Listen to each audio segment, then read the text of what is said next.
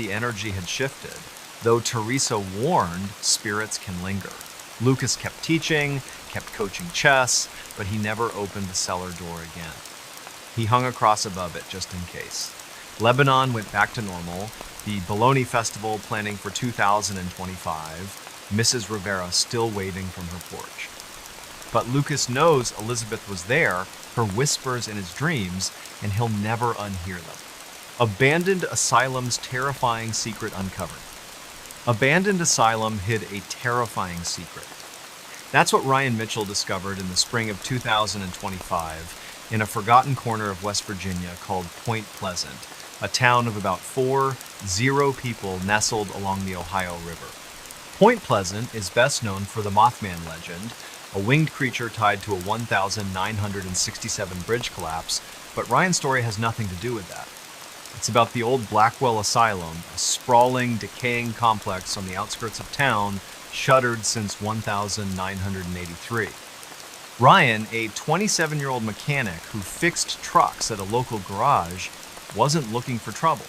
He was just curious, the kind of guy who'd watch Urbex videos on YouTube and dream of exploring.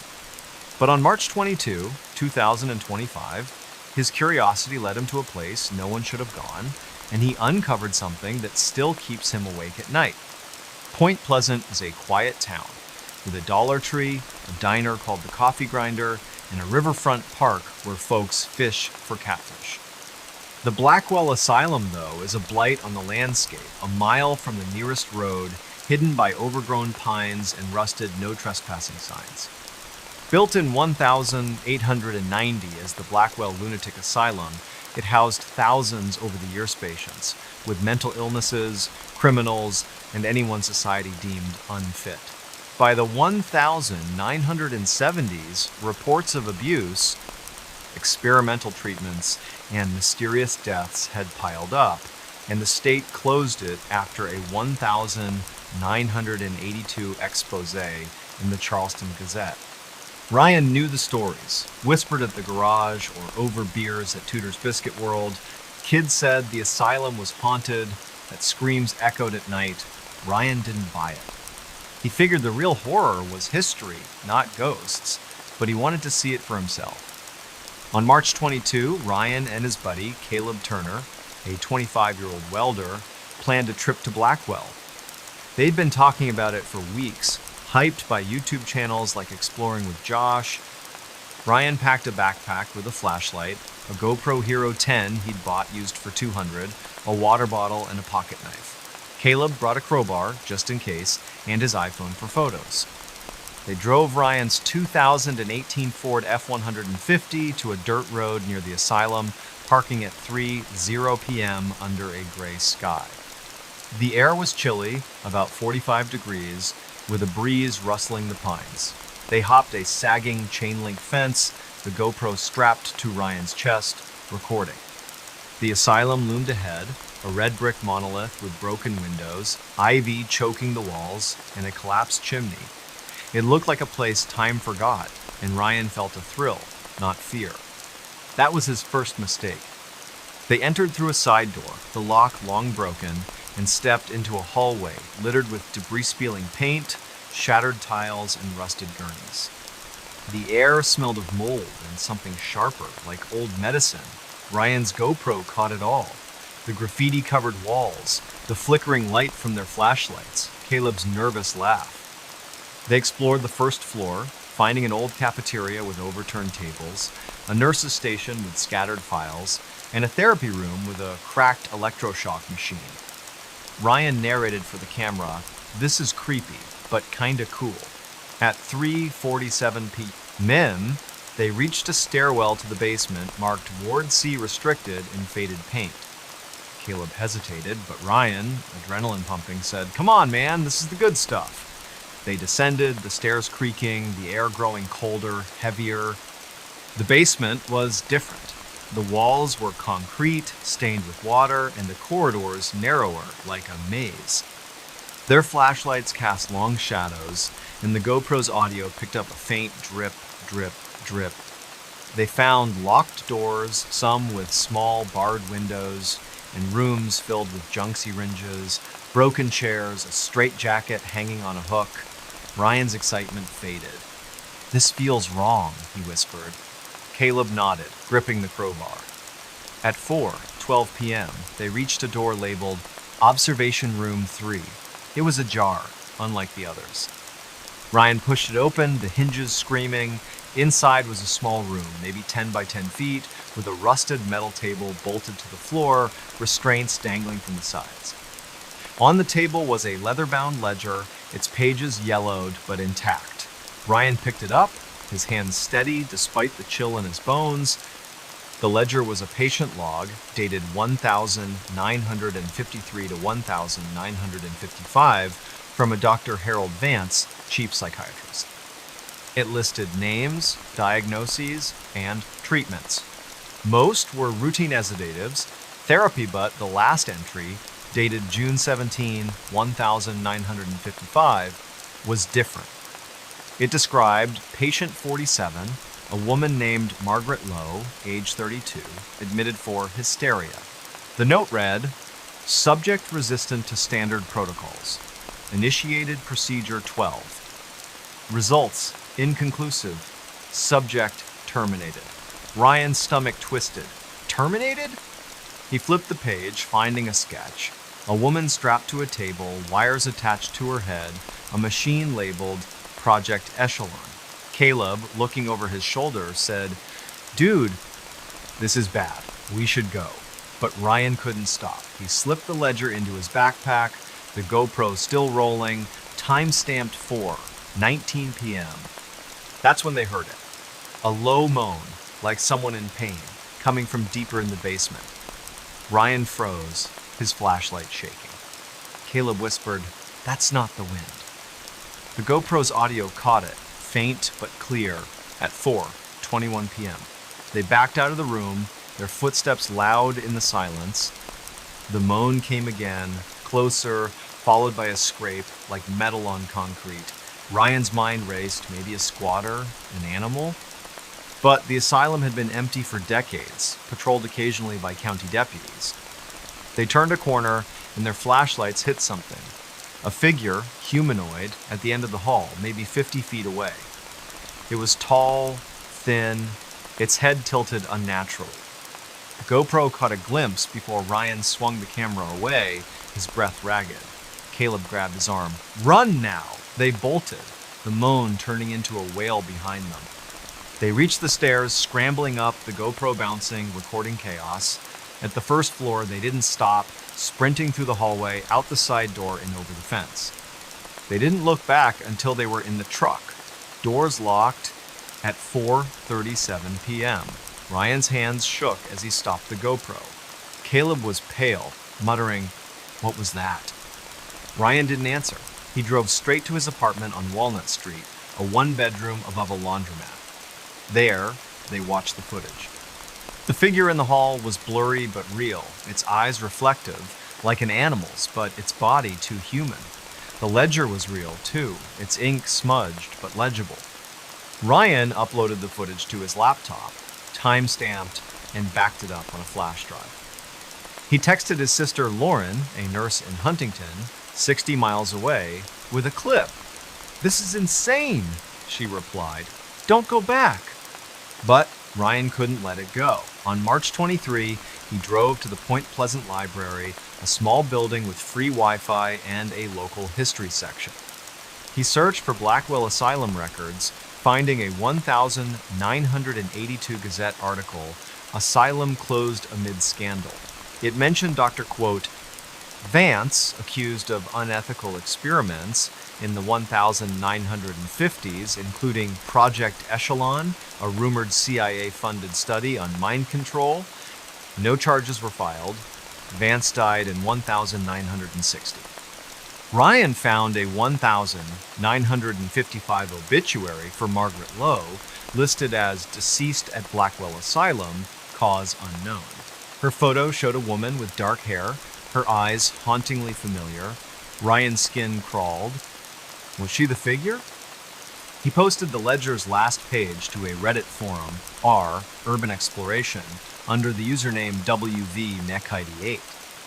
The post hit 0 upvotes in 18 hours, with users speculating about ghosts, government cover-ups, or worse. On March 24, Ryan and Caleb agreed to return, but not alone. They contacted Appalachian Paranormal, a group based in Charleston. The leader, Emma Dorsey, a 38-year-old former cop, arrived on March 25 with 2 investigators, Mark and Jenna, bringing EMF meters, a FLIR thermal camera, and a spirit box. They met at 0 p.m., the sky orange with dusk. Emma reviewed Ryan's footage, her face grim. "Something's active here," she said. They entered the asylum, the air colder now, 38 degrees. In the basement, Emma's EMF meter spiked to 5.3 milligauss near observation room 3, far above the normal 0.1. At 7:14 p.m., the spirit box crackled, spitting out, "Margaret, help!" Ryan's knees weakened. The FLIR showed a cold spot, 12 degrees below the room, shaped like a person by the table. Emma led a session asking, "Margaret Lowe, are you here?" The spirit box replied, "Trapped, Vance." At 7:32 p.m., the moan returned, loud, from the hall. Jenna's flashlight caught Movementa shadow, tall, darting past a doorway. The GoPro, now on Mark's chest, recorded it, time-stamped 7:33 p.m. Emma stayed calm, but her voice was tight. "We're not alone." They moved to leave, but the basement door, which they'd propped open, was shut. Caleb pried it with the crowbar, his hands shaking. The wail came again, closer, as they reached the stairs. At the first floor, they ran, exiting at 7:49 p.m., the asylum silent behind them. Back at Ryan's apartment, Emma analyzed the data. The EMF spikes, thermal anomaly, and spirit box responses suggested a residual entity, likely Margaret, tied to her death. Project Echelon was real, Emma said, citing declassified CIA files from the 1970s. They tested on patients like her. She didn't just die. She was broken. Emma advised Ryan to stay away and offered to contact a medium. Ryan nodded, but he felt guilty. Margaret's story wasn't just a ghost tale. It was a crime, buried by time. On March 26, he drove to the Mason County Courthouse, 10 miles away, and filed a public records request for Blackwell's patient files. A clerk promised to search, but warned most records were destroyed in a 1,984 fire. That night, Ryan slept at Caleb's place, a trailer on Route 2. At 2:17 a.m., he woke, heart pounding, hearing a whisper, "Find me." No recorder caught it, but Ryan knew it was her. He posted a final Reddit update on March 27 with the GoPro clips, spirit box audio, and a scan of the ledger. It hit 15 upvotes, with users urging him to contact the press. On March 28, Emma returned with a medium, Clara Hayes, a 55-year-old with a soft southern drawl. At the asylum, Clara sensed Margaret in the basement, angry, but not evil. She performed a cleansing, burning sage, praying, and placing a quartz crystal on the table. "Margaret, you're free," Clara said. At 8:00 p.m., the air shifted lighter. The FLIR showed no cold spots. Ryan's GoPro caught nothing unusual. Ryan hasn't returned to Blackwell. He still works at the garage, still grabs coffee at the coffee grinder, but he keeps the ledger locked in a safe. The courthouse found no records, but a local reporter, tipped off by Reddit, is digging into Project Echelon. Point Pleasant talks about Ryan's footage now, a new legend to rival Mothman. Sometimes Ryan dreams of the asylum, the table, the moan. He wonders if Margaret found peace or if something else lingers waiting. I explored a haunted tunnel. I explored a tunnel, found horror. That's what happened to Ethan Caldwell in the winter of 2025 in a rural stretch of Tennessee called Copperhill, a town of barely 300 souls tucked in the Blue Ridge Mountains near the Georgia border. Copperhill's a place where the past clings tight, with old copper mines scarring the hills and stories of ghosts whispered at the local gas station. Ethan, a 24-year-old part-time bartender at the Copper Kettle, wasn't chasing ghosts. He was bored, stuck in a dead-end job, scrolling YouTube for adventure. But on February 8, 2025, he stumbled into the kind of story that changes you deep in an abandoned mine tunnel called Old Number 7. What he found there wasn't just creepy, it was evil. Copper Hill's small, the kind of town where you know every face at the post office, and the biggest event is the annual Polk County Fair. The mines, though, are its shadow. They boomed in the 1800s, pulling copper from the earth, but by the 1980s they'd shut down, leaving tunnels like Number 7 to rot. Number 7 was infamous, a mile-long shaft off Ducktown Road, sealed with a rusted grate but accessible if you knew where to pry. Locals avoided it, saying miners died there in a 1903 collapse, their bodies never recovered. Ethan heard the tales at the bar, from old-timers nursing Coors Light, but he shrugged them off. Ghosts were for kids, he thought. On February 8, after a slow shift, he decided to check it out, spurred by a Reddit thread on r abandoned places about Tennessee's haunted mines. Ethan didn't go alone. He roped in his cousin, Mia Torres, a 22-year-old cashier at Food City in McKaysville, 5 miles away. Mia was skeptical but game, always up for a dare. They met at Ethan's trailer at 2:00 p.m., the sky heavy with snow clouds. Ethan packed a backpack, a Phoenix flashlight, a GoPro Hero 9 he'd won in a 2023 raffle, extra batteries, a granola bar, and a Leatherman multi-tool. Mia brought her iPhone 13 and a can of mace, just in case.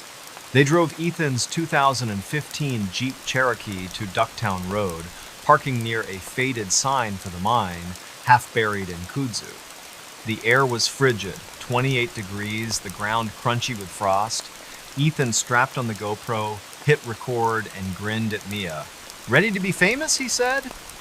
Mia rolled her eyes, but followed him to the grate, which hung loose, bolts rusted through. They slipped inside at 2:37 p.m., the tunnel swallowing them whole. The entrance was narrow, about 6 feet high, the walls rough-hewn rock, glistening with damp. The air smelled of wet stone and something sour, like decay. Ethan's flashlight cut through the dark, the GoPro capturing their steps, Mia's sneakers scuffing gravel. The tunnel sloped down, the temperature dropping to the low 20s. They found relics of the mine's past. A rusted pickaxe, a broken lantern, wooden beams sagging under decades of neglect. Ethan narrated, "This is Number 7, supposedly haunted." Mia snorted, her breath visible. "It's just a hole, Ethan." But at 2 p.m., 200 yards in, they heard it. A faint knock, like metal on rock, echoing from deeper in the tunnel. Ethan paused, the GoPro's audio catching it, time-stamped. "You hear that?" he whispered. Mia nodded, her mace now in hand. They pressed on, the knocks growing louder, irregular, like someone tapping Morse code. At 1 p.m., they reached a fork, the tunnel splitting left and right. The left path was collapsed, a pile of rubble blocking it, but the right path opened into a wider chamber, maybe 20 feet across, with a low ceiling. The GoPro caught something odd, a circle of stones arranged deliberately in the chamber's center. Inside the circle were bones, small, maybe animal, and a rusted miner's helmet, its leather strap rotted. Ethan knelt, his flashlight on the helmet, and saw scratches inside, forming letters JH1903. His gut tightened. "This is messed up," he said. Mia, filming on her iPhone, agreed. "Let's go back." But the knocks came again, closer, from the tunnel's right path beyond the chamber. Ethan, curiosity outweighing fear, said, 5 more minutes. That was his mistake. They followed the right path, the tunnel narrowing, the ceiling brushing Ethan's hair. At 3:14 p.m., the GoPro's light flickered, though the batteries were fresh. The knocks stopped, replaced by a low hum like a distant machine. Ethan's flashlight caught something ahead, a wooden door, half rotted, set into the rock. It wasn't on any mind map he'd seen online. The door had no lock, just a crude handle and carving symbols, maybe runes, etched deep. Ethan pushed it, the wood groaning, and it opened to a small room, maybe 8 by 8 feet. Inside was a stone slab, like an altar, stained dark, with chains bolted to the corners. On the slab lay a single object, a miner's pickaxe, its handle cracked, the blade crusted with something brown. The GoPro recorded it, time-stamped 3:18 p.m. Mia whispered, "This isn't right, Ethan. Let's go now." Before they could move, the hum became a voice, guttural, unintelligible, coming from the walls. Ethan swung his flashlight, the beam catching Movemento shadow, tall, hunched, darting across the room's far wall. The GoPro caught it, a blurry shape at 3:19 p.m. Mia screamed, dropping her phone, the screen cracking. Ethan grabbed her arm and they ran, the voice growing louder, words forming, "Stay, mine." The door slammed shut behind them, though no one touched it. Ethan yanked it open, the hinges splintering, and they sprinted back through the chamber, past the stone circle, the knocks now a deafening clang, like hammers on steel. The tunnel seemed longer, the air thicker, their flashlights dimming. At 3:27 p.m., they reached the entrance, scrambling through the grate, collapsing in the snow. Ethan's GoPro was still recording, the battery at 5%. They drove to Mia's apartment in McKaysville, a duplex near the Taco River, and watched the footage, their hands shaking. The shadow was real, its outline jagged like it wore tattered cloth. The voice, caught faintly, chilled them. "Stay. Mine." Ethan texted his boss, Tommy, at the copper kettle, attaching a clip. "What the hell is this?" Tommy replied, "Don't go back, kid." Mia refused to touch her phone, its cracked screen a reminder. Ethan uploaded the footage to a hard drive and posted a still of the altar to R Paranormal under the username TN Bartender24. The post got 7 upvotes in 12 hours, with users begging for the video. Some mentioned a local legend, number 7 wasn't just a mine. It was a ritual site, tied to a 1,903 cult of miners who offered workers to something in the earth. On February 9, Ethan visited the Polk County Historical Society in Benton, 10 miles away, a one-room museum with mining exhibits. The curator, Mrs. Evelyn Price, 68, paled when Ethan showed her the helmet's photo. "That's Jonah Hale," she said. "Foreman in 1,903. Vanished after the collapse. Some said he led a group, not a union, something darker." She pulled a 1,903 ledger from the mine's owners, listing 12 missing workers, including Hale, after an incident in Shaft 7. A newspaper clipping from the Chattanooga Times dated July 14, 1,903, hinted at unnatural practices but lacked details. Ethan's throat tightened. Was Hale the shadow, or something worse? That night, Ethan stayed at Mia's, sleeping on her couch. At 2:43 a.m., he woke to knocking, slow, deliberate, from the apartment's front door. He checked, heart pounding, no one there. Mia, awake, heard it too. Ethan set up his GoPro, recording the living room, but caught nothing. On February 10, he contacted Tennessee Ghost Trackers, a paranormal group in Chattanooga, 50 miles away. Their lead investigator, Derek Vance, a 42-year-old electrician, met Ethan and Mia at the Copper Kettle on February 11, reviewing their footage. "That's not human," Derek said of the shadow. He agreed to investigate number 7, bringing an EMF meter, a thermal camera, and a spirit box. On February 12, at 5:0 p.m., Derek, Ethan, and 2 team members, Lisa and Greg, entered the tunnel, Mia staying behind, too shaken. The air was 25 degrees, the ground icy. Derek's EMF meter spiked to 4.8 milligauss near the altar room, far above the normal 0.1. At 5, 5:32 p.m., the spirit box hissed, spitting out, "Jonah, blood." Ethan's stomach dropped. The thermal camera showed a heat signature, human-shaped, by the altar, though no one stood there, time-stamped 5:34 p.m. Derek asked, "Jonah Hale, what do you want?"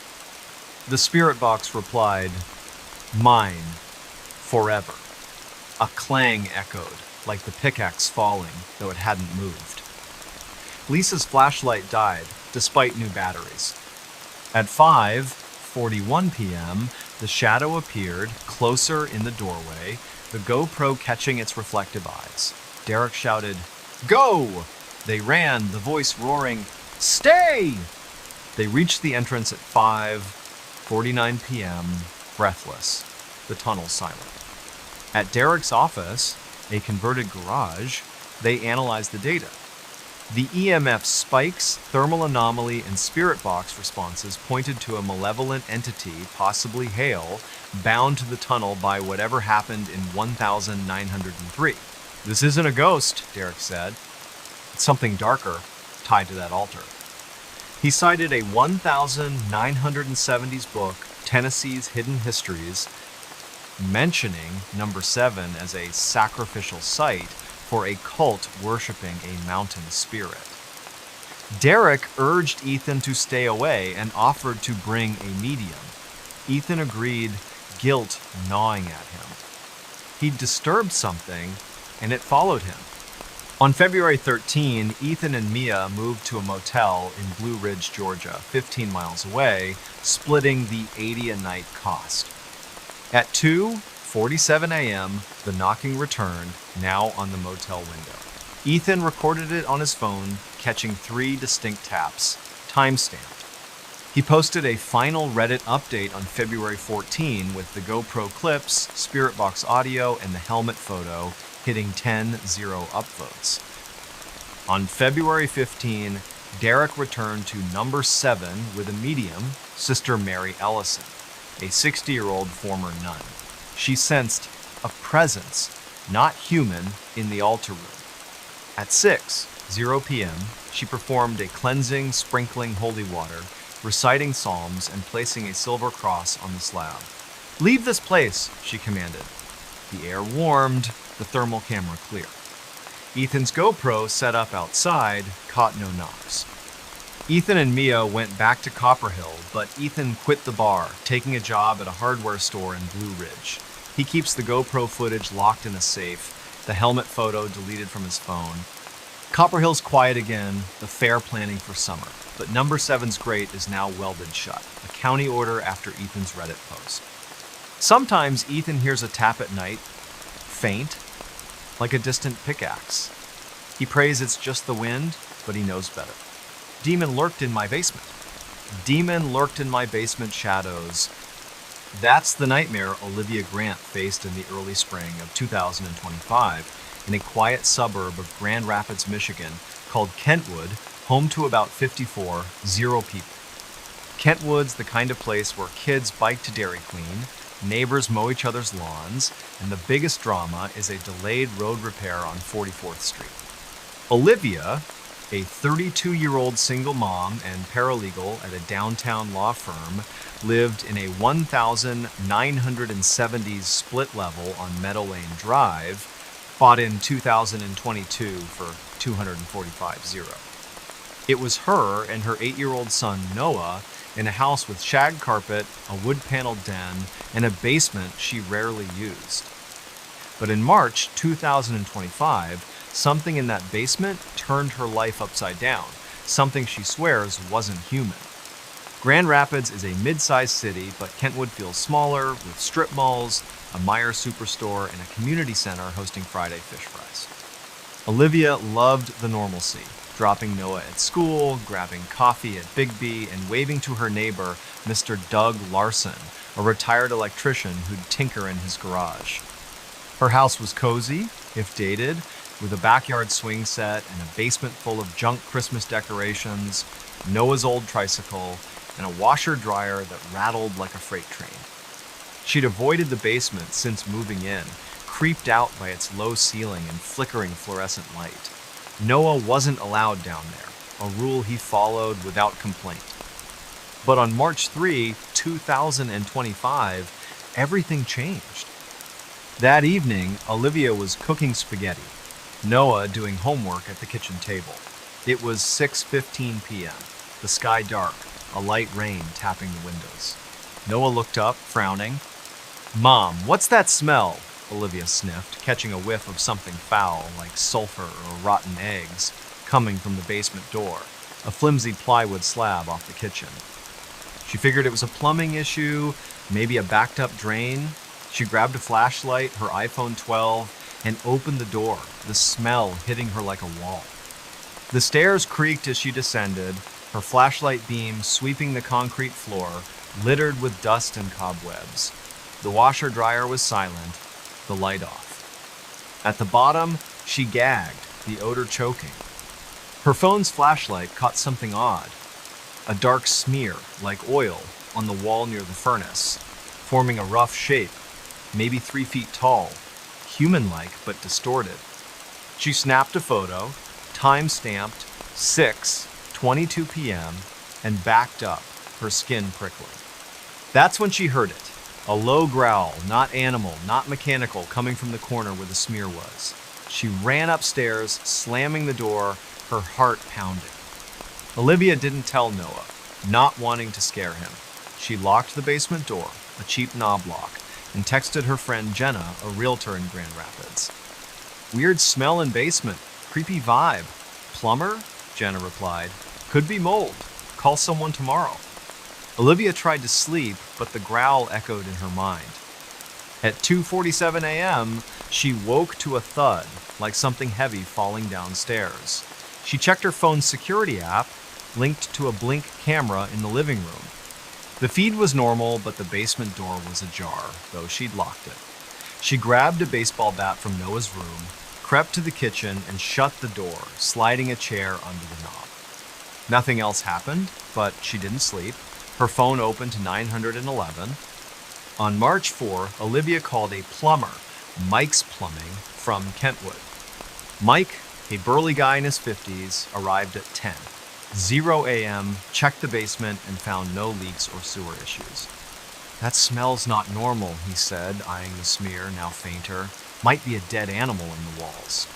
He suggested an exterminator and left, refusing to charge her. Olivia took another photo of the smear, time-stamped 10:32 a.m., noting it looked less distinct, like it was fading. She worked from home that day, keeping Noah upstairs, but the house felt wrong, the air heavy, like a storm was coming. At 7:00 p.m., Noah, coloring in the den, said, "Mom, someone's whispering." Olivia froze. She heard nothing, but Noah pointed to the basement door. "Down there." She grabbed him, locked them in her bedroom, and called Jenna, who came over at 7:30 p.m. Jenna, practical, suggested a carbon monoxide detector, but Olivia knew it wasn't that. Her detector, installed in 2022, was fine. On March 5th, Olivia bought a digital voice recorder, a Zoom Honin for $99 at Best Buy, and a Wisecam for $34, setting it up to face the basement door. She hit record at 8:00 p.m., the house quiet, Noah asleep. At 2:51 a.m., she woke to another thud, louder, like metal on concrete. The Wisecam's app showed the basement door open, swinging slowly, time-stamped 2:50 a.m.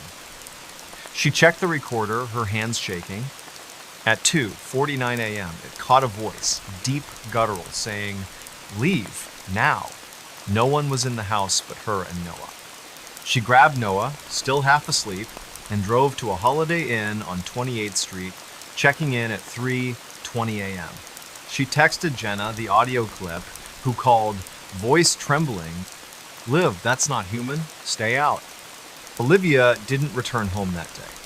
On March 6th, she took Noah to her mom's house in Holland, 30 miles away, and contacted a local priest, Father Michael Reed, from St. Mary's Church in Kentwood. Father Reed, a 60-year-old with a calm demeanor, met her at a Starbucks at 1:00 p.m. She showed him the photos, wise footage, and audio. He didn't dismiss her, saying, "Evil can linger in places. I'll check the house." That afternoon, Olivia and Father Reed entered the house, Noah staying with her mom. The smell was gone, but the basement felt colder, 10 degrees below the main floor, though the thermostat read 68. Father Reed sprinkled holy water, prayed, and placed a crucifix on the basement wall. At 2:15 p.m., the Wise cam, still running, caught a shadow, tall and jagged, crossing the basement stairs, time-stamped. Father Reed's face tightened. "This is beyond me," he said. He referred her to a paranormal investigator, Karen Holt, based in Lansing, 70 miles away. On March 7, Olivia met Karen, a 45-year-old former journalist, at the house. Karen brought an EMF meter, a thermal camera, and a spirit box. She walked the basement, her meter spiking to 6.2 milligauss near the smear, now barely visible, far above the normal 0.1. At 3:00 p.m., the spirit box crackled, spitting out, "Mine, stay." Olivia's knees buckled. The thermal camera showed a cold spot, 15 degrees below the room, shaped like a figure near the furnace, time-stamped 3. 4 p.m., Karen asked, "Who are you? Why here?" The spirit box replied, "Bound. Anger." Karen's voice was steady but firm. "This isn't a ghost. It's darker, maybe demonic, tied to this house." She suggested a full cleansing but needed more data. That night, Olivia stayed at the Holiday Inn, setting up the Wisecam remotely to monitor the basement. At 2:53 a.m., the feed showed the crucifix falling from the wall, landing 6 feet away, time-stamped. The recorder, left running, caught a laugh, low and mocking, at 2:50. 2 a.m. Olivia sent the footage to Karen, who called at 8:00 a.m. on March 8. "This is serious," Karen said. "We need a specialist." She contacted a demonologist, Brother Thomas Kane, a 55-year-old Benedictine monk from a monastery in Kalamazoo. On March 9, Brother Thomas arrived, carrying a leather case with relics, holy water, and a Latin prayer book. Olivia, Karen, and Father Reed joined him at the house at 6:00 p.m., Noah still at her mom's. Brother Thomas walked the basement, his face grim. "Something was invited here," he said, noting the smear's location near the furnace, a possible focal point. He asked Olivia about the house's history. She'd never researched it, so Karen pulled records from the Kent County Clerk's office, finding the house was built in 1972 on land once owned by a man named Victor Klein, who died in 1968. A 1967 Grand Rapids Press article mentioned Klein as a recluse suspected of occult practices, though never proven. Neighbors reported strange lights in the field where Olivia's house now stood. Brother Thomas nodded. "That's enough." Something was summoned, and it stayed. At 7:00 p.m., Brother Thomas began the cleansing, chanting in Latin, sprinkling holy water, and placing blessed salt around the basement. Karen's EMF meter dropped to 0.2 milligauss, the cold spot gone. At 7:32 p.m., the spirit box, still on, hissed, then went silent. Olivia felt the air lighten like a weight lifted. The Wisecam caught nothing unusual, time-stamped 7:35 p.m. Brother Thomas warned, "It's gone, but stay vigilant. Pray daily."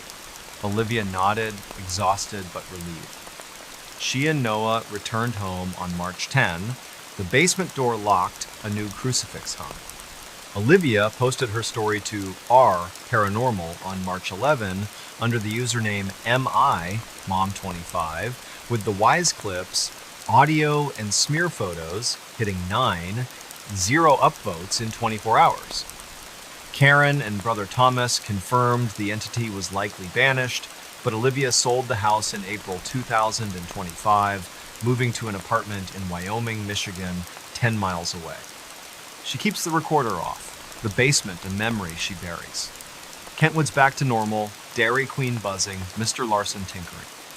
But Olivia checks her locks every night, and Noah sleeps with a nightlight just in case. Lost hiker found something evil. Lost hiker stumbled into pure evil. That's the chilling ordeal Mason Reed faced in the late fall of 2024. Deep in the wilderness of Montana's Bitterroot National Forest, a rugged expanse of 1.6 million acres near the Idaho border.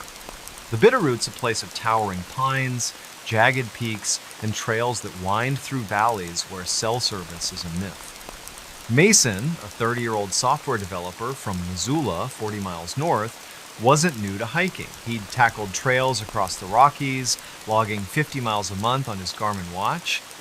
But on November 9, 2024, a solo trek on the Blodgett Canyon Trail led him to something no map could have prepared him for, something that turned a day hike into a fight for survival. Missoula is a college town, home to 75 zero people with craft breweries like Bayern and a vibrant outdoor scene. Mason fit right in, spending weekends climbing, kayaking, or hiking with his border collie Riley, who stayed home that day. He lived in a rented bungalow on Higgins Avenue, bought his gear at REI, and followed local hiking forums on Reddit like r, Montana Outdoors. The Blodgett Canyon Trail, a 12-mile out and back in the Bitterroot, was his pick for November 9, drawn by its granite cliffs and solitude. He told his roommate Nate, a 28-year-old barista, he'd be back by 0 p.m. Mason packed light, a Osprey backpack, a Nikon's 50 camera, a Garmin GPS, a headlamp, water, trail mix, and a first aid kit. He drove his 2020 Subaru Outback to the trailhead, 20 miles west of Hamilton, arriving at 8:00 a.m. The sky was clear, 38 degrees, frost on the ground. He snapped a selfie at the trail sign, time-stamped 8:03 a.m., and started hiking, the canyon quiet except for the crunch of his boots. The trail followed Blodgett Creek, a stream carving through pines and boulders. Mason planned to hike 6 miles to a viewpoint, eat lunch, and return. By 10:30 a.m., he was 3 miles in, the trail steepening, his Nikon capturing shots of cliffs glowing in the morning light. At 11:15 a.m., he noticed something odd, a faint hum, like a distant generator coming from the trees. He paused, checking his Garmin, which showed 46.773 degrees down, 114.48 2-degree watts, still on the trail. The hum faded, and he shrugged it off, maybe a plane overhead. But at 11:37 a.m., his Garmin glitched, the screen flickering, then blank. He tapped it, annoyed, and pulled out his phone, an iPhone 14, but it had no signal, expected in the canyon. He kept going, unaware he'd missed a fork in the trail, veering onto an unmarked path, overgrown with ferns. By noon, Mason realized he was off course. The trail was gone, replaced by dense brush and rocks. He backtracked, but the hum returned, louder, vibrating in his chest. At 12:22 p.m., he found a clearing, maybe 30 feet wide, unnatural in the thick forest. In the center stood a stone structure, crude, like a cairn, 4 feet tall, surrounded by smaller rocks in a spiral pattern. His Nikon snapped a photo, time-stamped 12:24 p.m., the hum now a low drone, coming from the cairn. Mason's gut screamed to leave, but curiosity pulled him closer. The rocks were etched with symbols, lines, circles, something like an eye. He touched the cairn, cold despite the sun, and the drone stopped. Silence, heavy, unnatural. Then, a snap, like a branch breaking from the trees behind him. He spun, Nikon raised, and saw it. A figure, tall, maybe 7 feet, cloaked in shadow, standing 50 yards away, motionless. The photo, later checked, showed only trees. Time-stamped 12:27 p.m. Mason bolted, crashing through brush, his backpack snagging on thorns. The figure didn't follow, but the hum resumed, pulsing like it was inside his skull. He ran blindly, tripping over roots, his headlamp falling out, lost. At 1:05 p.m., he stopped, gasping, at a dry creek bed, his Garmin dead. phone at 10%. The forest felt wrong. Too dark for midday, the air thick like before a storm. He heard whispers, not words, just murmurs from all directions. He recorded a video on his iPhone, voice shaky, "I'm lost, something's here," timestamped 8 p.m. The whispers grew, and his flashlight, clipped to his pack, flickered, though its batteries were new. He moved, following the creek bed, hoping it led to the main trail. At 1:32 p.m., he found a rusted trapper's cabin, half collapsed, its door hanging by one hinge. Inside, he saw scratches on the walls, deep like claws, in a journal, pages brittle, dated 1923. The last entry read, "It watches. Don't look." Mason shoved the journal in his pack, his Nikon capturing the cabin, time-stamped 1:35 p.m. The whispers became a voice, low, growling, "See me." Mason's flashlight died. He stumbled out, the figure now closer, 20 yards away, its form shifting, like smoke, eyes glinting red in the Nikon's flash, caught faintly at 1:40 p.m. He ran again, the voice louder, "Stay. See." The forest seemed to twist, trees leaning inward, the path looping back to the cairn. Impossible. At 2:15 p.m., Mason, exhausted, hid behind a boulder, recording another iPhone video. "It's following me. I can't get out," timestamped. His phone died. The hum was deafening now, his head throbbing. He saw the figure again, closer, its shape clear gaunt, limbs too long, no face, just those eyes. He screamed, running, tripping, until he hit the main trail. Somehow, at 3:00 p.m., the hum fading, the figure gone. He staggered to the trailhead, collapsing in his Subaru. At 4:47 p.m., the Nikon's battery dead, but the journal still in his pack. Mason drove to a gas station in Hamilton, the Bitterroot Quick Stop, and called Nate at 5:03 p.m., voice hoarse, "I'm alive." Something was out there. Nate met him at the gas station, pale when he saw Mason's scratched face and torn jacket. They watched the Nikon photos and iPhone videos, the figure's eyes barely visible, the cairn symbol stark. Mason texted his sister Ellie, a teacher in Bozeman, 200 miles away, with a photo of the journal. "What is this?" She replied, "Get help." Mason posted the clearings photo to R Paranormal under the username MT-Hiker24, hitting 6-0 upvotes in 12 hours.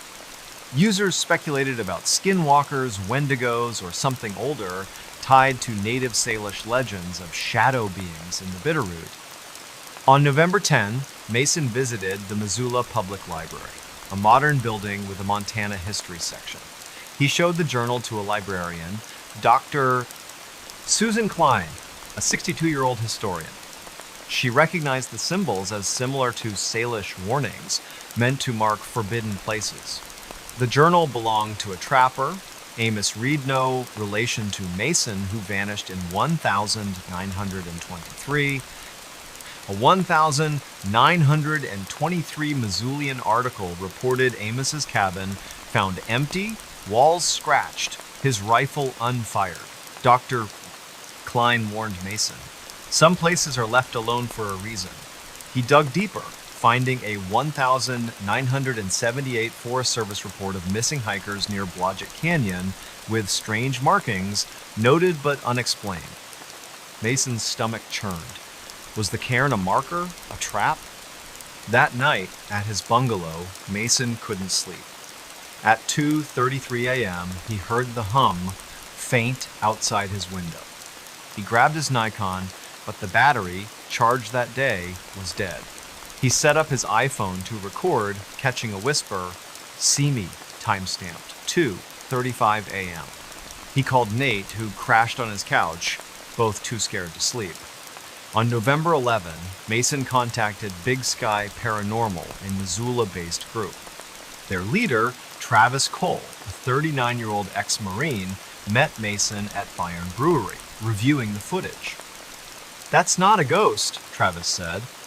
"It's something else." He agreed to investigate the trail, bringing an EMF meter, a thermal camera, and a spirit box. On November 12, at 7:00 a.m., Travis, Mason, and two investigators, Rachel and Ben, hiked to the clearing. Riley left it home. The cairn was still there, the symbols sharper in daylight. Travis's EMF meter spiked to 5.7 milligauss, far above the normal 0.1, time-stamped 8:22 a.m. The thermal camera showed a cold spot, 10 degrees below the forest, hovering over the cairn, time-stamped 8:25 a.m. At 8:30 a.m., the spirit box crackled, spitting out, "Leave. Eyes."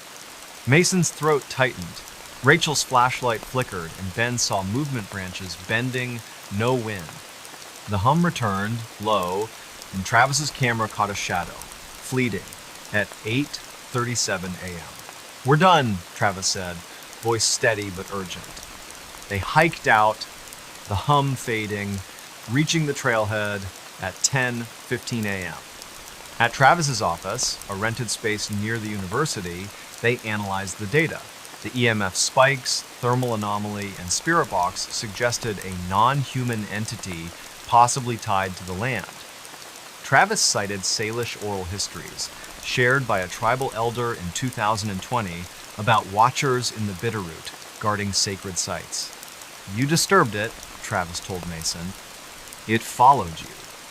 He arranged for a Salish elder, Joseph Black Elk, 70, to perform a ceremony. On November 13 at 6:00 p.m., Joseph met Mason at the trailhead, not the clearing, for safety. He burned cedar, sang a prayer, and scattered tobacco, asking the entity to return to the earth. The air felt lighter, the Nikon, now working, catching no anomalies, time-stamped 6:45 p.m. Mason posted a final Reddit update on November 14, with the iPhone audio, Nikon photos, and thermal data hitting 12-0 upvotes. He hasn't hiked since, sticking to Missoula's breweries and gym. He keeps the journal in a locked drawer, the cairn's photo deleted. Bitterroot's trails are busy again, hikers unaware of the clearing. Mason checks his windows at night, hearing the hum sometimes, faint, like a memory. He hopes Joseph's ceremony worked, but those red eyes still haunt him. Ouija board summoned pure terror. Ouija board unleashed a living nightmare. That's the horrifying reality Chloe Martinez faced in the winter of 2024, in a small college town called Bellingham, Washington, about 90 miles north of Seattle. Bellingham's a quirky place, home to Western Washington University, with 16 zero students, craft coffee shops like Makeworth, and a waterfront that smells of salt and pine. Chloe, a 21-year-old junior majoring in environmental science, lived in an off-campus rental on Indian Street, a creaky craftsman house shared with 3 roommates. She wasn't into the occult, more likely to be found at a climate rally than a seance. But on December 14, 2024, a seemingly harmless game with a Ouija board, bought on a whim, opened a door to something she can't explain, something that still haunts her. Bellingham's got a laid-back vibe, with farmers markets, microbreweries like Aslan, and trails in Whatcom Falls Park where students jog. Chloe's house, rented for $2.00 a month, was typical for the area built in 1925, with a sloped porch, stained glass windows, and a basement they used for storage. Her roommates were Mia, a 22-year-old art major, Liam, a 21-year-old computer science student, and Ava, a 20-year-old psychology major. They were tight, hosting game nights, splitting Costco runs, and joking about the house's quirks, like doors that wouldn't stay shut. Chloe, practical and skeptical, rolled her eyes at Mia's tarot cards and Liam's ghost hunting apps. But when Ava brought home a Ouija board from a thrift store, the Rusty Anchor, for $5, Chloe agreed to try it, mostly for laughs. It was a cold Saturday night, 34 degrees, rain drumming the roof, and they were bored, finals done, campus quiet. At 8:00 p.m., They gathered in the living room, the board on a coffee table, surrounded by empty pizza boxes and a flickering lavender candle. Chloe set up her iPhone 13 to record, propped on a bookshelf, time-stamped 2 p.m., thinking it'd be funny for TikTok. Mia lit incense, sandalwood, and dimmed the lights. The board was old, wood-worn, letters faded, the planchette a chipped triangle. They placed their fingers on it, giggling, and Ava asked, "Is anyone here?" The planchette twitched, sliding to yes. Chloe assumed Mia was pushing it, but Mia's eyes were wide. Liam asked, "What's your name?" The planchette spelled E-L-I-S-E. Chloe laughed. "Nice try, guys." But the air felt heavier, the candle flickering, though no windows were open. At 7 p.m., the iPhone video caught a shadow, brief, crossing the wall behind them, unnoticed at the time. Ava, spooked, asked, "Elise, are you friendly?" The planchette jerked to no. Chloe's stomach tightened, but she pressed on. "What do you want?" The board spelled stay, then you, fast, the planchette shaking. Liam pulled his hands back. "I'm out." Mia snapped, "Don't break the circle." The candle went out, smoke curling at 11 p.m., the iPhone still recording. A knock came from the basement door, 3 slow thuds echoing in the quiet house. Chloe froze, her pulse racing. They hadn't touched the basement all night. Its lock rusted, key lost. She grabbed her phone, stopped the video, and flicked on the lights. The planchette was upside down, though no one had moved it. They shoved the board under the couch, agreeing to never touch it again. But that was just the start. That night, Chloe couldn't sleep. At 2:13 a.m., she woke to whispers, not words, just murmurs, from her closet. She checked, finding only clothes, but her iPhone, charging on her nightstand, had recorded audio, time-stamped 2:12 a.m., capturing a voice, faint, saying, "See you." She texted the group chat. "Anyone awake? This is creepy." Mia replied, "Heard something too." Footsteps. They met in the kitchen, bleary-eyed, and played the audio, their faces pale. Liam suggested burning the board, but Ava, who'd read horror forums, said that could make it worse. At 3:00 a.m., they heard another knock, louder, from the basement. Chloe grabbed a flashlight and a kitchen knife, Liam behind her with a baseball bat. The basement door was ajar, the lock dangling, broken. They didn't go down, slamming it shut, piling chairs against it. On December 15, Chloe skipped her morning class, too shaken. She drove to the Rusty Anchor, a cluttered shop near the bay, and asked the clerk, a 60-year-old named Barb, about the board. Barb frowned. That came from an estate sale. Old lady on Maple Street died last month. She gave Chloe the address, 1427 Maple, and a name, Elise Thornton, 87, no family.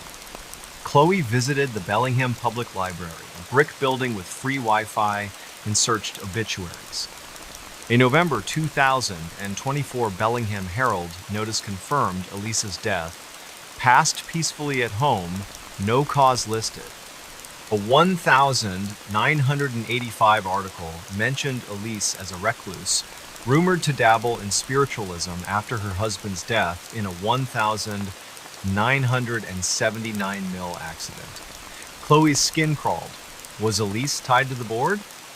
That afternoon, Chloe bought a digital voice recorder, a Tascam DR5X for $89 at Guitar Center, and set it up in the living room. At 7:00 p.m., the roommates gathered, the board still under the couch, untouched. The recorder caught knocks, soft, at 7:14 p.m. from the basement, though no one was down there. Mia, trembling, suggested a medium, but Liam wanted to call campus security. Chloe, desperate, posted the iPhone video to R Paranormal under the username WAStudent21, hitting 50 upvotes in 10 hours. A user, PNW Ghost, suggested a local paranormal group, Cascadia Spirits. Chloe emailed them, attaching the audio, and got a reply from their leader, Ethan Wells, a 35-year-old former paramedic.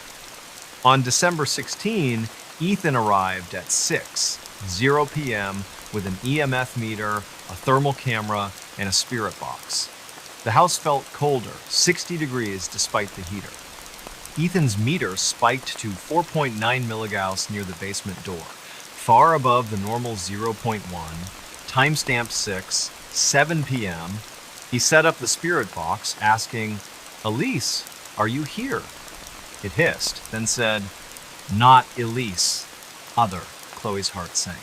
The thermal camera showed a cold spot 12 degrees below the room, near the couch, timestamp 6:12 p.m. At 6:15 p.m., the recorder caught a laugh, sharp, mocking, not human. Ethan's face tightened. "This isn't a ghost," he said. "It's something you invited through the board." He urged them to leave for the night and arranged for a spiritualist, Nora Black, to assist. The roommates crashed at Mia's boyfriend's apartment, a studio near campus. At 2:19 a.m., Chloe's recorder, left running, caught a voice, clear, saying, "Come back, timestamp."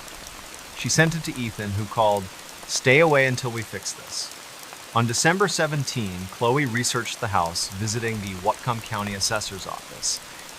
Records showed 1,427 Maple, Elise's old address, was their rental before redistricting changed street names in the 1990s. A 1,979 police report noted disturbances at the house, with Elise claiming voices after her husband's death.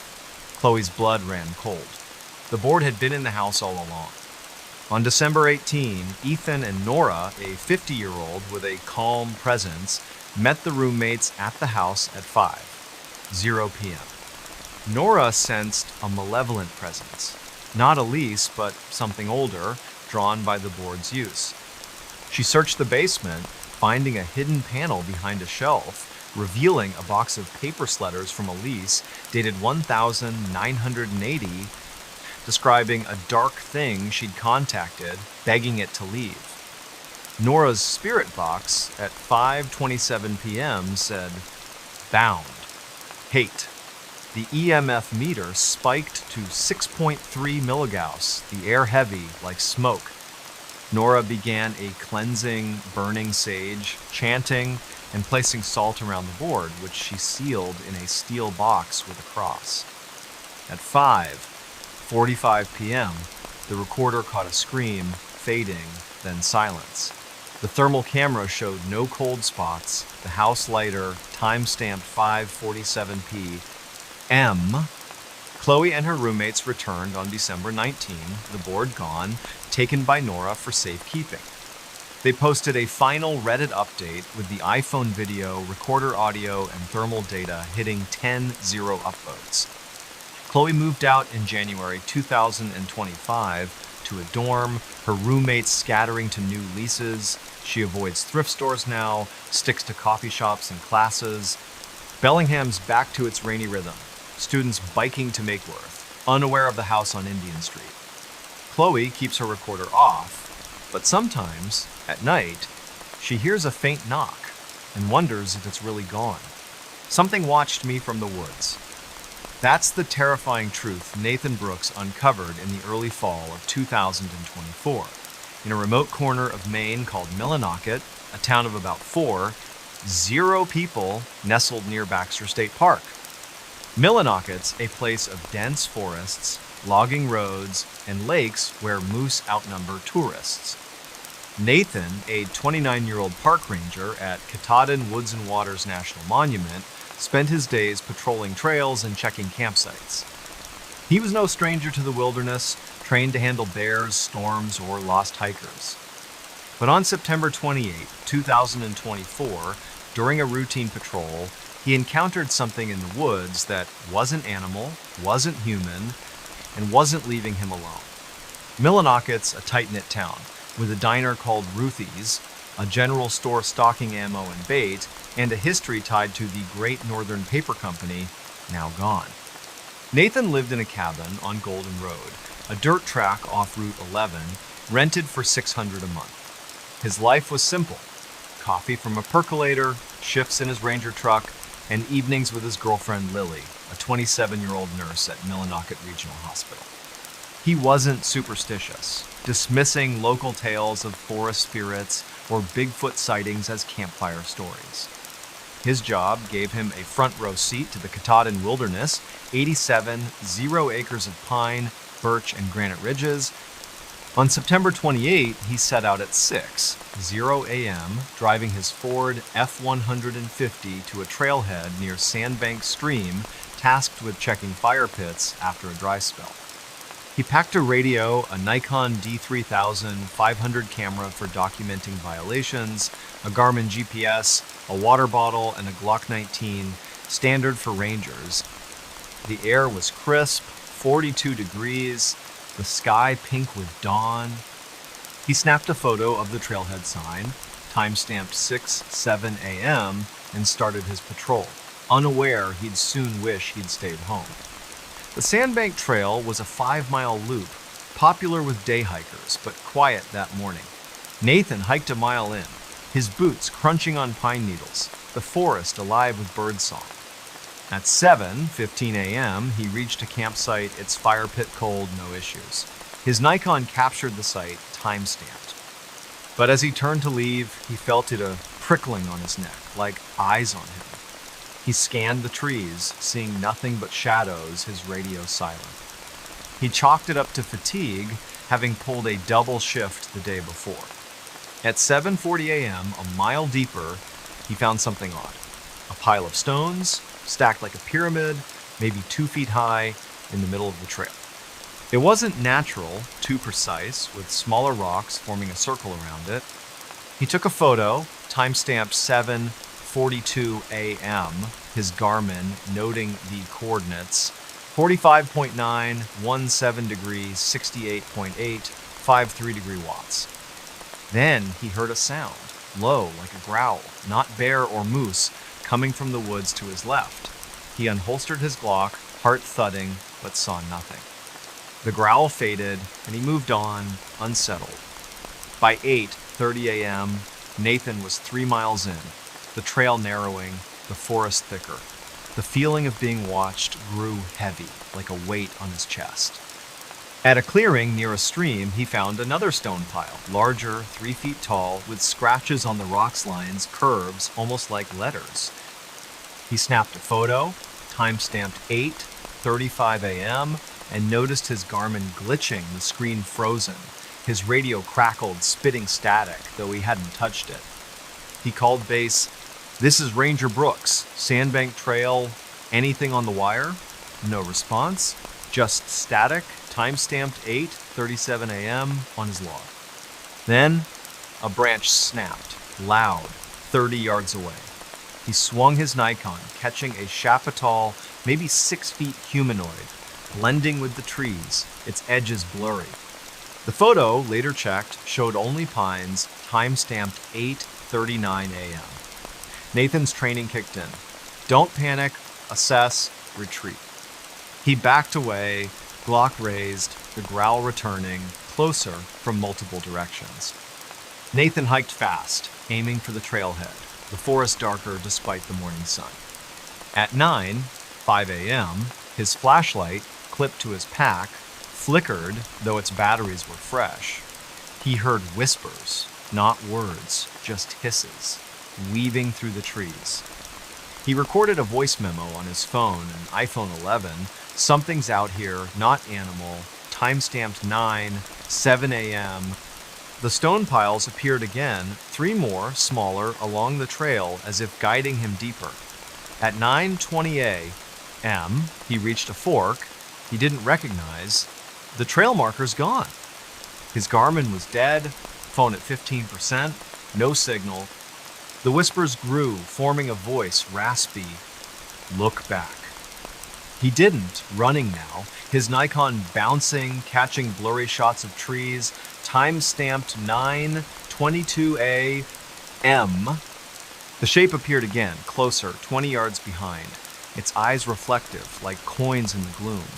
He fired his Glock, 2 shots into the ground, hoping to scare it. The growl stopped, but the eyes stayed unmoving. At 10:00 a.m., Nathan stumbled into a clearing, not on his map, with a rotting lean-to, its wood blackened as if burned. Inside, he found a rusted knife, its handle carved with symbols matching the stone piles. He took a photo, time-stamped 10:03 a.m., and grabbed the knife, his hands shaking. The voice returned louder. "See me now." He bolted, the forest closing in, branches scraping his face. His phone recorded another memo. "It's following, I'm lost," time-stamped 10:07 a.m. At 10:30 a.m., he saw the shape again, clearer, its body gaunt, limbs too long, moving jerkily like a puppet. He fired 3 more shots, straight at it, but it vanished, the Nikon catching nothing, time-stamped 10:32 a.m. Exhausted, he kept moving, the trail reappearing, impossibly at 11:15 a.m. He reached his truck at 11:45 a.m., locking the doors, his Nikon out of battery, the knife still in his pack. Nathan drove to Ruthie's diner, hands trembling, and called Lily at 12:05 p.m. "I saw something. Meet me." She arrived, seeing his scratched face and torn uniform. They reviewed the Nikon photos, the stone pile stark, the lean-to eerie, but no shape. The iPhone memos were clear, his voice panicked, the whispers faint but audible. Nathan texted his supervisor, Ranger Ellen Cole, with a photo of the knife, time-stamped 12:15 p.m. "Check sandbank. Something's wrong," he wrote. Ellen replied, "Stay put. We'll patrol." Nathan posted the stone pile photo to R Cryptids under the username ME Ranger29, hitting 7-0 upvotes in 14 hours. Users mentioned Penobscot legends of forest watchers, entities tied to sacred lands, angered by intruders. On September 29, Nathan visited the Millinocket Historical Society, a small museum on Central Street. The curator, Mr. Harold Pike, 72, examined the knife, recognizing the symbols as Penobscot used to mark boundaries. He pulled a 1,931 journal from a logger, Samuel Frost, describing a thing in the woods near Sandbank Stream with eyes like fire. A 1,975 Bangor Daily News article reported missing hikers in the area, with odd rock formations noted by rangers. Nathan's gut twisted. Was this thing ancient, guarding the forest? He gave the knife to Harold, wanting it gone. That night, at his cabin, he heard scratches outside, slow, deliberate, at 2:27 a.m. He set up his iPhone to record, catching a growl, low, time-stamped 2:29 a.m. He called Lily, who stayed over, both sleepless. On September 30, Nathan contacted Maine Paranormal Society, based in Bangor, 60 miles away. Their leader, Diane Morse, a 44-year-old biologist, met him at Ruthie's, reviewing the photos and audio. "This isn't a bear or a hoax," she said. She agreed to investigate, bringing an EMF meter, a thermal camera, and a spirit box. On October 1 at 6:00 a.m., Diane, Nathan, and 2 investigators, Paul and Tara, hiked to the clearing, the stone piles still there, untouched. Diane's EMF meter spiked to 5.2 milligauss, time-stamped 7:03 a.m., far above the normal 0.1. The thermal camera showed a heat signature, faint, moving between trees, time-stamped 7:06 a.m. The spirit box hissed, saying, "Go, mine, at 7:09 a.m." Nathan's throat tightened. Tara's flashlight died, and Paul saw the shape fleeting 40 yards away. Diane's camera caught it, blurry, time-stamped 7:12 a.m. "We're leaving," Diane said, voice firm. They reached the trailhead at 8:30 a.m., the forest silent. At Diane's office, a rented space in Bangor, they analyzed the data. The EMF spikes, thermal anomaly, and spirit box suggested a territorial entity, possibly tied to Penobscot lore. Diane cited a 1990s study by a tribal elder, Mary Sakabason, on land spirits in the Katahdin region, angered by disrespect. "You crossed a boundary," Diane told Nathan. She arranged for a Penobscot elder, Thomas Paul, 68, to perform a ceremony. On October 2, at 5:00 p.m., Thomas met Nathan at the trailhead, burning sweetgrass, offering tobacco, and praying in Penobscot, asking the entity to rest. The air warmed, Nathan's iPhone catching no sounds, timestamped 5:45 p.m. Nathan posted a final Reddit update on October 3 with the iPhone audio, Nikon photos, and thermal data hitting 11,000 upvotes. He took a desk job at the ranger station, avoiding Sandbank. He keeps the photos on a hard drive. The scratch is quieter now. Millinocket's gearing up for winter. Ruthie's serving chili. But Nathan hikes with a group now. His Glock always loaded, those eyes still in his nightmares. My reflection wasn't me. That's the bone-chilling reality Hannah Sullivan faced in the spring of 2025 in a small city called Concord, New Hampshire, home to about 44,000 people, just 70 miles north of Boston. Concord's a quaint place with a historic downtown, a state house with a golden dome, and cafes like the Works Bakery, where locals grab bagels.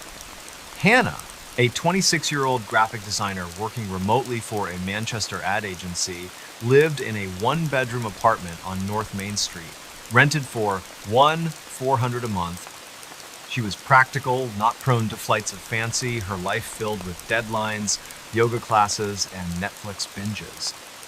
But on March 10, 2025, something in her bathroom mirror turned her world upside down, showing her a reflection that wasn't hersened, it didn't want to leave. Concord's the kind of town where you can still find farmers markets on Capitol Street, a craft brewery called Litherman's, and trails along the Merrimack River. Hannah's apartment, in a renovated 1900s building, had charm-high ceilings, hardwood floors, and a clawfoot tublet. It also had quirks, like a bathroom mirror that always fogged up, no matter how hot the shower. She lived alone, no pets, her social life revolving around her friend group, Emma, a 25-year-old barista, Tyler, a 27-year-old high school teacher, and Rachel, a 26-year-old nurse.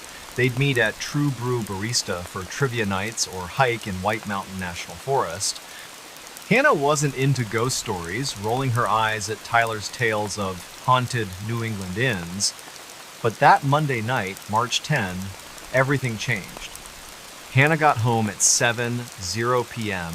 after a yoga class at a studio on Warren Street. She was tired, her muscles sore, and headed for a shower. The bathroom was small, with white tiles, a pedestal sink, and the mirror, an oval antique framed in tarnished silver, bolted to the wall. She turned on the hot water, steam rising, and undressed. Her iPhone 13 on the sink, playing a podcast about design trends. At 7:15 p.m., she stepped out, wrapped in a towel, and wiped the mirror clear. Her reflection looked normal at first brown hair, hazel eyes, a freckle on her cheek. But as she reached for her phone, the reflection didn't move. It stood still, staring, its eyes darker, almost black, its mouth twitching into a smirk. Hannah froze, her hand midair, the podcast still playing, timestamp 7:17 p.m. She blinked, and the reflection blinked, but late, like it was mimicking her. She backed away, heart racing, and the reflection stayed, smirking until she flicked off the light and ran out. Hannah didn't sleep well that night. She locked her bathroom door, a flimsy latch, and texted Emma at 7:25 p.m. Weird mirror thing, freaked out. Emma replied, "Too many horror movies, lol. Call me tomorrow." Hannah tried to laugh it off, blaming exhaustion or the steam playing tricks. But at 2:41 a.m., she woke to a sound scratching like nails on glass from the bathroom. She grabbed her phone, recorded a voice memo. "Something's in there. Timestamp 2, 10:42 a.m. and stayed in bed, the scratching stopping after 5 minutes. The memo, later checked, caught a faint whisper, "Look," not her voice. She didn't check the bathroom, keeping the door locked, and worked from her couch the next day, March 11, avoiding the mirror entirely. That afternoon, Hannah called Tyler, who came over at 4:00 p.m. She showed him the memo, his face paling. "That's not normal," he said, but suggested a logical fix. "Cover the mirror." They hung a towel over it, securing it with duct tape, and tested the bathroom. No sounds, no fog. Tyler stayed for dinner, takeout from Chen's Garden, and left at 8:00 p.m. Hannah felt better, but at 11:15 p.m., the towel was on the floor, the mirror clear, though she hadn't touched it. She snapped a photo with her iPhone, time-stamped 11:17 p.m., and saw it.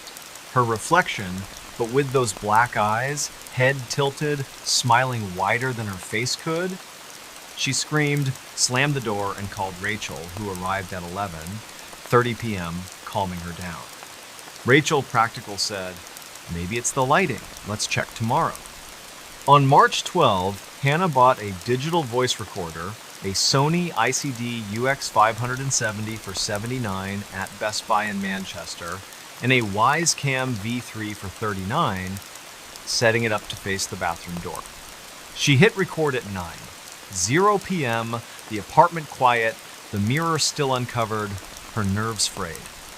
At 2:46 a.m., she woke to the scratching again, louder, like claws on metal. The Wise app showed the bathroom door rattling, time-stamped 2:45 a.m., though it was locked. The recorder caught a voice, clear, saying, "See me now," at 2:44 a.m. Deep, not human. Hannah grabbed her keys and drove to a Motel 6 on South River Road, checking in at 3:10 a.m.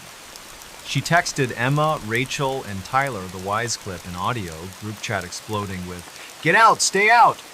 Emma called, "That's not a prank. Come to my place." Hannah stayed at Emma's apartment, a loft near downtown, on March 13. She researched her building, visiting the Concord Historical Society, a museum on North State Street. The curator, Mrs. Evelyn Gray, 65, found records. The apartment was part of a 1,902 tenement, site of a 1,947 suicide. A woman, Clara Vance, 32, hanged herself in the bathroom, leaving a note about seeing someone else in the mirror. A 1,947 Concord Monitor article called it a tragedy, mentioning Clara's obsession with an antique mirror bought at an estate sale. Hannah's blood ran cold. Was Clara's mirror hers? She posted the Wise clip to Our Paranormal under the username NH Designer 26, hitting 6 upvotes in 12 hours. Users speculated about mirror entities, citing New England folklore of spirits trapped in glass. On March 14, Hannah contacted Granite State Paranormal, a Concord-based group. Their leader, Mark Dillon, a 40-year-old electrician, met her at the Works Bakery, reviewing the footage and audio. "This is a strong presence," he said, likely tied to the mirror. He agreed to investigate, bringing an EMF meter, a thermal camera, and a spirit box. That evening, at 7:00 p.m., Mark, Hannah, and 2 investigators, Lisa and Greg, entered the apartment, Emma and Rachel waiting outside. The bathroom felt colder, 55 degrees, despite the heater at 70. Mark's EMF meter spiked to 5.4 milligauss near the mirror, time-stamped 7:05 p.m., far above the normal 0.1. The thermal camera showed a cold spot, 10 degrees below the room, in front of the mirror, time-stamped 7:08 p.m. Mark used the spirit box, asking, "Clara, are you here?" It hissed, then said, "Not Clara, mine, at 7:10 p.m. Hannah's knees buckled. The recorder caught a laugh, sharp, at 7:12 p.m., the mirror fogging, though no one breathed on it. Mark's face grew serious. "This isn't a ghost. It's something darker, using the mirror as a door." He advised removing it, but warned it might provoke the entity. At 7:30 p.m., Greg unscrewed the mirror, carefully wrapping it in a blanket, the EMF meter dropping to 0.2 milligauss. But as they carried it out, the Wise Cam caught a shadow, human-shaped, darting across the bathroom, time-stamped 7:34 p.m. Lisa's flashlight flickered, and the air turned heavy like syrup. They stored the mirror in Mark's van, locked, and he called a colleague, Sister Margaret Cole, a 58-year-old Catholic spiritualist from Manchester. Hannah crashed at Emma's again, the recorder catching nothing that night. On March 15, Sister Margaret arrived at 6:00 p.m., meeting Hannah and Mark at the apartment.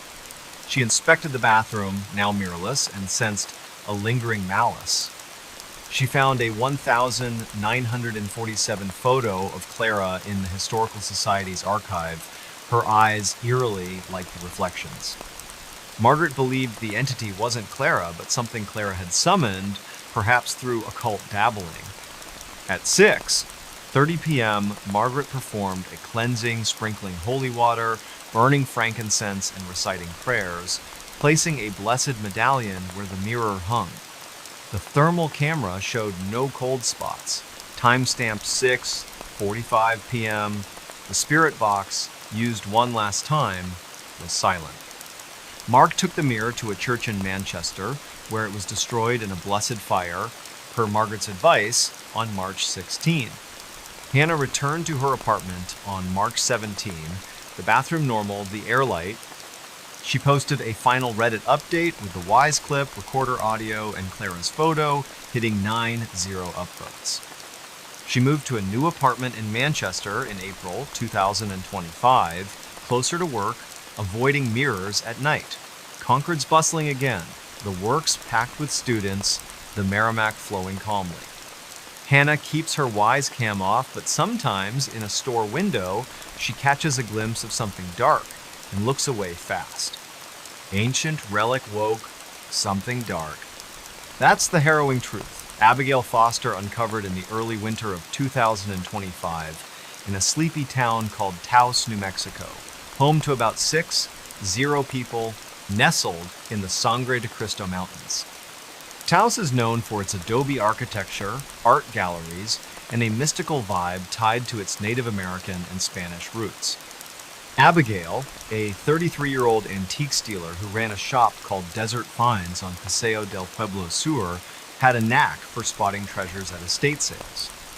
But on January 15, 2025, a strange artifact she brought home from a local auction unleashed something dark, something that turned her quiet life into a waking nightmare. Taos is a blend of old and new, with tourists flocking to the Taos Pueblo, a UNESCO site, and locals grabbing coffee at places like World Cup Cafe. Abigail's shop, a cozy space filled with vintage lamps, Navajo rugs, and dusty books, was her pride, built after years of hustling at flea markets. She lived above the shop in a loft apartment, with creaky floors and windows overlooking the snow-dusted plaza. Her routine was simple. Open the shop at 10:00 a.m., chat with customers, and scour auctions for unique pieces. She wasn't superstitious, brushing off tales of cursed objects as marketing ploys. On January 14, she attended an auction at the Taos County Fairgrounds where a rancher's estate was being liquidated. Among the items was a small carved stone idol, about 6 inches tall, listed as pre-Columbian, origin unknown. Its surface was worn, etched with angular symbols, its face featureless except for deep, hollow eyes. Abigail won it for $120, drawn to its eerie beauty, planning to display it in her shop. She had no idea what she'd invited in. On January 15, Abigail brought the idol to her loft, setting it on a bookshelf next to a cactus and some paperbacks. That night at 8:00 p.m, she was sketching the idol for her shop's Instagram, her iPhone 14 propped up, recording a time-lapse for a reel, time-stamped 8:02 p.m. The loft was warm, 68 degrees, a space heater humming, snow falling outside. As she sketched, the air grew heavy, like a storm was brewing indoors. Her phone's video later showed a flicker, brief, like a shadow, crossing the idol at 8:07 p.m., unnoticed at the time. At 8:15 p.m., she heard a hum, low, like a tuning fork, coming from the bookshelf. She checked, finding the idol warm to the touch, though it had been cold minutes before. She snapped a photo, time-stamped 8:17 p.m., the idol's eyes seeming deeper, almost glowing. Uneasy, she moved it to a drawer, locking it, and went to bed, blaming her imagination. At 2:23 a.m., Abigail woke to a sound scratching, like stone on wood, from the living room. She grabbed her flashlight and phone, recording a voice memo. "Something's moving out there," time-stamped 2:24 a.m. The memo caught a whisper, faint, saying, "Take it back, not her voice." She crept out, finding the drawer open, the idol back on the bookshelf, upright, facing her. Her heart pounded. She locked it in a metal cash box, shoving it under her bed, and texted her friend Mateo, a 35-year-old potter who sold at her shop, at 2:30 a.m. "Weird stuff with this statue. Call me," Mateo replied. "Spooky. Talk tomorrow." Abigail didn't sleep, the hum lingering in her ears. On January 16, Abigail opened her shop, but kept the idol upstairs, too rattled to display it. She visited the Taos Public Library,